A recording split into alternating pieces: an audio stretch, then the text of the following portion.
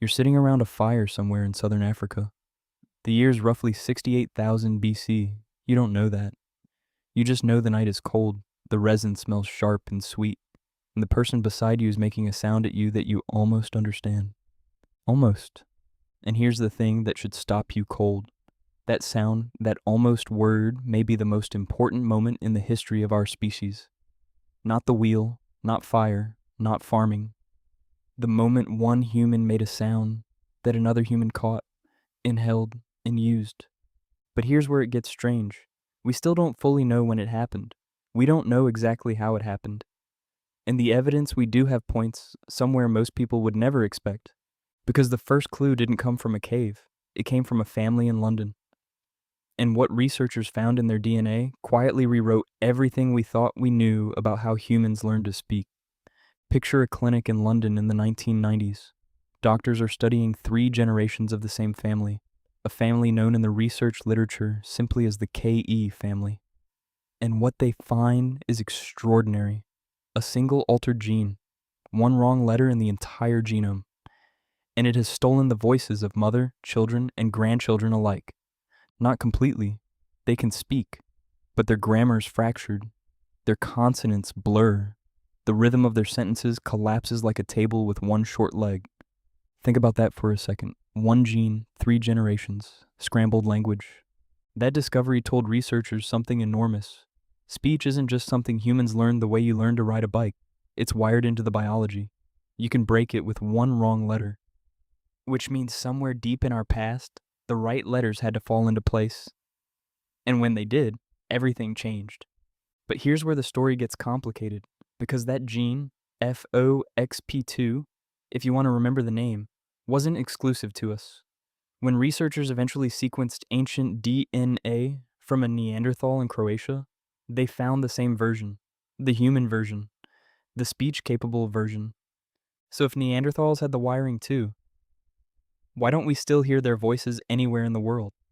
That question is going to follow us through this entire story. Hold on to it. Now imagine you're trying to understand how any of this works from the outside. You're a researcher. You can't travel back in time. You can't record ancient conversations. What you can do is look at the body because the body remembers. And when you look at the human body carefully, it's obviously built for something no other primate does. Your larynx sits lower in your throat than a chimpanzee's, way lower. Your tongue is thick and muscular and anchored like a lever, designed for precision work. And here's the one that gets overlooked. You can stretch a single exhale to 15 or 20 seconds without your brain panicking about it. No other primate does that. A chimp can't hold a controlled breath long enough to finish a sentence. You can finish a paragraph. But you weren't born doing this. A newborn human is terrible at speech. They cry, they pause, they cry again. Pure reflex, no control. The real training starts after. Months of parents leaning over cribs making ridiculous sounds. Stretching vowels, repeating syllables. Watching the baby's face for a flicker of recognition. An anthropologist named Dean Falk looked at this pattern across cultures and called it motherese, that sing-song, rising, falling, exaggerated voice that adults use with babies almost everywhere on Earth. She argued that motherese might be one of the oldest technologies our species ever invented. Not a tool, not a weapon, just a voice, curved around a vowel, coaching a tiny mouth to copy it. Which raises a fascinating question. If the first classroom was a mother's lap, what were the first lessons actually for? Here's the surprising part. We're not even sure sound came first. There's a rival theory, a serious one, backed by serious researchers, that says a language didn't begin in the mouth at all. It began in the hands. Think about what hands can do that mouths can't. Hands can point, hands can mime. Hands can show you exactly what you mean without a single shared word. And for a species that was increasingly making and teaching tools, hands might have been doing most of the communicating for a very long time. The argument goes like this. At some point, when our ancestors stood upright and freed their arms for tools, the hands were already doing language-like things, gesturing, demonstrating, correcting. And over time, as tools became more complex and teaching became more critical, the voice stepped in to carry the load that hands couldn't. If that's true, and many researchers think it is, then the falling larynx and the mastery of breath weren't the beginning of language. They were the moment language moved houses. But here's the thing. Whether it started in the hands or the mouth, at some point early humans needed to teach each other something that was genuinely hard, and we can see exactly when that pressure started to build. 2.5 million years ago, the first stone tools appear in East Africa. Simple flakes, useful but basic, the kind of thing you could probably figure out by watching. But then, around 1.76 million years ago, something shifts. Hand axes appear, symmetrical, teardrop shaped, beautiful in their proportions. And here's what makes them different. You cannot learn to make one by watching. Not really. The sequence is too long. The decisions are too subtle. You need someone to guide your hands, correct your angle, stop you when you're going wrong. A cognitive scientist named Michael Tomasello spent years studying the gap between humans and other primates, and what he kept coming back to was this. Humans are the only species that naturally, instinctively, lines up a mental goal with another person and pursues it together. He called it shared intentionality. Picture two early humans crouching over a stone at a riverside. One is teaching, one is learning. The teacher adjusts the learner's grip. The learner checks the teacher's eyes to see if that was right. They're not just sharing a task, they're sharing a mind, briefly. Now imagine doing that without any language at all. Just gesture and gaze. It works for simple things.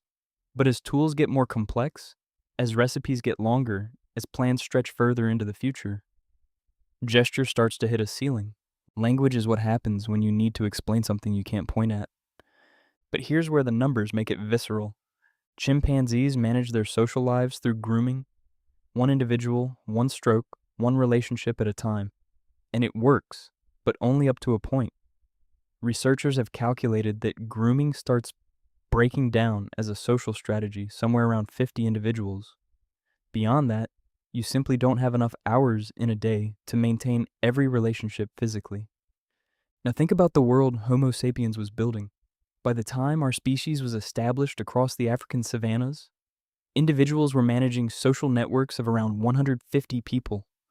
That number keeps appearing in the research, in village sizes, in military units, in the natural limits of human friendship across cultures.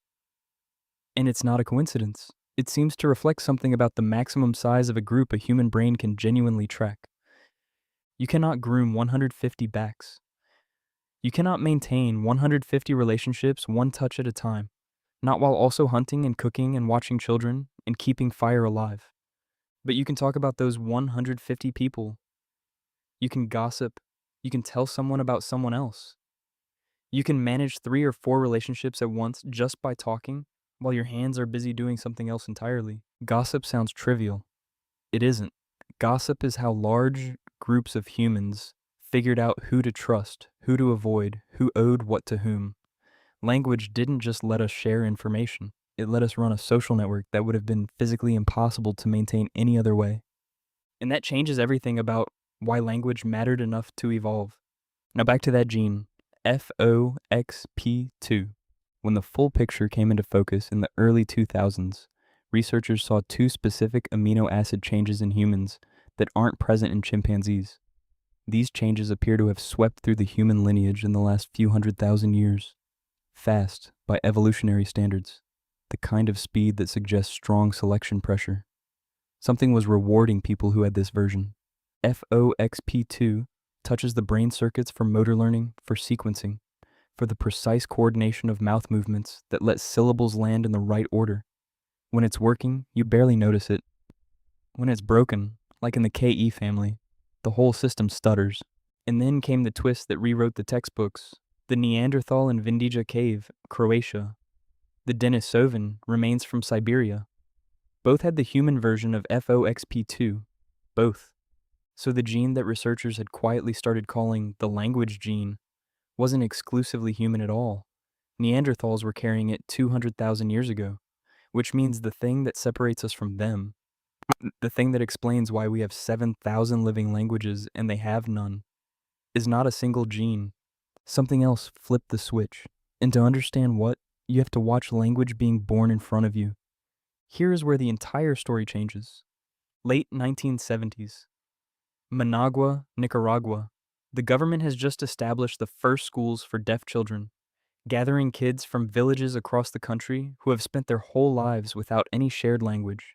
Each child arrived with their own homemade gesture system, personal, idiosyncratic, understood only by their immediate family. At first, the children swapped these systems, a rough pigeon of pointing and pantomime, functional but limited. What happens next is the part most people never hear about. The youngest children, the ones below about 10 years old, don't just use the pigeon, they transform it. Within a few years, they have built a full sign language from scratch. Consistent grammar, tenses. The ability to nest one sentence inside another. Rules no one taught them, emerging spontaneously from the friction of children trying to understand each other. No linguist designed it, no teacher enforced it. The language bloomed in playgrounds and corridors because human minds, when they're young and in contact, apparently cannot help but find the patterns and build the rules. Think about what that means for 68,000 years ago. Now imagine those same child minds, not in a school in Nicaragua, but in a camp on the southern coast of Africa. The fire is going. The adults are processing shellfish, scraping hides, stirring resin pots. And the children are doing what children do everywhere and always. Playing, arguing, explaining, negotiating, making things up. But here's what's different about this particular moment in history. Because of the shellfish. Shellfish are predictable. The tide comes in and goes out on a schedule. You know where the food is. You know when it'll be there. That kind of caloric reliability does something to a community. It lets mothers wean babies earlier. It lets grandmothers help more. It lets more infants survive. And it means that over time, the camp fills up with children. More children in one place for longer periods means more contact. More contact between young minds means faster regularization of whatever system they're using to communicate. The same mechanism that ran in Managua in a decade was running on the South African coast over generations. Except here, it wasn't sign language emerging from deaf children. It was vocal language emerging from everyone. The adults brought the raw material, gestures, calls, rhythms, the muscle memory of making sounds together around a fire. The children turned it into a system. And then the next generation inherited that system and stretched it further, and the generation after that stretched it further still. By around 65,000 years ago, you start to see the evidence that something has shifted. At Blombos Cave, on the southern tip of Africa, researchers have found pieces of ochre, red pigment carved with deliberate crosshatch patterns, 75,000 years old, not accidental, not functional, symbolic, meaning carried in a mark. At Sibudu, compound adhesive made from resin, ochre, and plant ash appears in the archaeological record. Making this glue requires adding ingredients in a specific order, heating them to a precise temperature, adjusting the mixture if it's too brittle. That's not one step. That's a recipe. And a recipe is a language problem disguised as a chemistry problem. And then the obsidian, volcanic glass from specific outcrops in the East African Rift, turning up at sites hundreds of kilometers away. Someone carried it. Someone traded it. Someone negotiated for it. Objects were moving through social networks, and social networks at that scale do not run in silence. But the most stunning evidence is a stretch of water. Picture standing on a beach in what is now Timor. The year is roughly 65,000 BC. You're looking east, and there's nothing on the horizon. Just ocean all the way to where the sky meets the sea. No land visible. No sign that there's anything out there at all. And yet, people crossed it. The archaeological site at Madjed Beb in Australia's Northern Territory contains grinding stones and ochre, an evidence of human presence at 65,000 years ago, maybe earlier. At the lowest sea levels of the Pleistocene, the minimum water crossing was still around 90 kilometers, with no visible destination. That crossing was not an accident. You don't stumble onto a continent you cannot see. You plan for it. You build something to cross it. You recruit a crew. You explain to that crew where you're going and why it's worth the risk and what to do when the wind changes and the current shifts and someone in the back of the boat starts losing their nerve. You need words for places you've never been. You need numbers to count the days. You need a story strong enough to make people row toward nothing. The sea is a grammar test, and 65,000 years ago, humans were already passing it. Which brings us back to the Neanderthals. They had the hyoid bone. They had FOXP2. They made birch tar glue 200,000 years ago, a multi-step process that even modern tinkerers struggle to replicate without instructions. They buried their dead. They wore eagle talons. They lived through ice ages that would defeat most modern people within a week. They were not primitive, they were not silent. The simplest assumption is that they had some form of language. So why are there no living Neanderthal tongues? The answer isn't flattering to the idea that we won because we were smarter. The genetic evidence suggests Neanderthal populations were consistently small, probably never exceeding 10,000 individuals total across their entire European and Asian range. They lived in isolated groups, stretched across patchy, difficult landscapes, where meeting strangers was rare and often dangerous. Small groups mean fewer children in any one camp. Fewer children in one camp means slower regularization. Slower regularization means the grammar never gets complex enough, stable enough, or widespread enough to survive the kind of disruption that a brutal winter or a failed hunt can cause. Their words existed, but their networks were too thin to keep them alive. Now picture that campfire again. Sibudu, 68,000 years ago. The resin pot is warm. A grandmother hums a repeating phrase while her hands work. A boy frowns at a bundle of fibers. His sister tugs his elbow and says something. Not just a sound, but a sentence. One that includes before and after. One that assumes he can follow a sequence across the time. He repeats it wrong. She corrects him. Their cousin laughs and tries a version that makes more sense. The adults don't notice. They're planning a crossing at first light, trading careful sounds about tides and timing, and where the current runs shallow. Outside, the wind pushes smoke sideways across the shelter entrance. 2 conversations. 1 camp, children turning sound into structure, adults using structure to survive. By morning, the words aren't just more, they're different.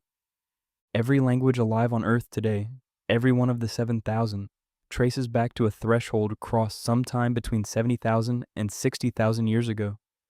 Not a mutation, not a miracle. A camp that got dense enough, a coast that got rich enough in shellfish calories, a generation of children curious enough to build rules out of noise. The bone was ready, the gene was present. The breath control had been building for 1,000,000 years. What language needed was not a smarter brain, it needed a playground. And the real question, the one worth sitting with, isn't when humans started speaking. It's why everywhere on Earth, in every culture ever found, children left alone together always seem to find a way to make one.